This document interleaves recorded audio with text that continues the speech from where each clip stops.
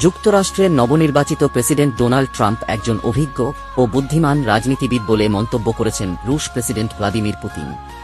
তবে হত্যাচেষ্টার পর ট্রাম্প এখনও নিরাপদ নন বলেই মনে করেন পুতিন। রুশ প্রেসিডেন্ট জানান, মার্কিন নির্বাচনী প্রচারের সময় রাজনৈতিক বিরোধীদের দ্বারা ট্রাম্পের পরিবার ও সন্তানরা যেভাবে সমালোচিত হয়েছেন তাতে তিনি আরও বেশি হতবাক হয়েছেন। পুতিন বলেন, রাশিয়ায় ডাকাতরাও এমন আচরণ করে না। রাশিয়ায় পশ্চিমা ক্ষেপণাস্ত্র দিয়ে ইউক্রেনের হামলার বিষয়ে সাংবাদিকদের রুশ প্রেসিডেন্ট বলেন, যুদ্ধের তীব্রতা বাড়িয়ে জো বাইডেনের প্রশাসন রাশিয়ার সঙ্গে ট্রাম্পের সম্পর্কে আরও কঠিন করে তোলার চক্রান্ত করছে। পুতিন মনে করেন, ট্রাম্প এই যুদ্ধ বন্ধের সমাধান খুঁজে পাবেন। মস্কো সংলাপের জন্য প্রস্তুত। বৃহস্পতিবার ২ নভেম্বর কাজাখস্তানে একটি শীর্ষ সম্মেলনে অংশ নিয়ে সাংবাদিকদের এসব কথা বলেন পুতিন।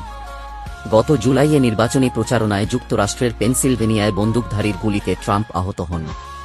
পরে সেপ্টেম্বরে ফ্লোরিডায় অবস্থিত ট্রাম্পের গল্ফ কোর্স থেকে হত্যাচেষ্টার অভিযোগে আরেক বন্দুকধারী ব্যক্তিকে গ্রেপ্তার করা হয়। পুতিন বলেন, ট্রাম্পের বিরুদ্ধে লড়াইয়ের জন্য সম্পূর্ণ অসভ্য পদ্ধতি ব্যবহার করা হয়েছিল। আমার মতে তিনি এখনও নিরাপদ নন। দুর্ভাগ্যবশত মার্কিন যুক্তরাষ্ট্রের ইতিহাসে বিভিন্ন ঘটনা ঘটেছে।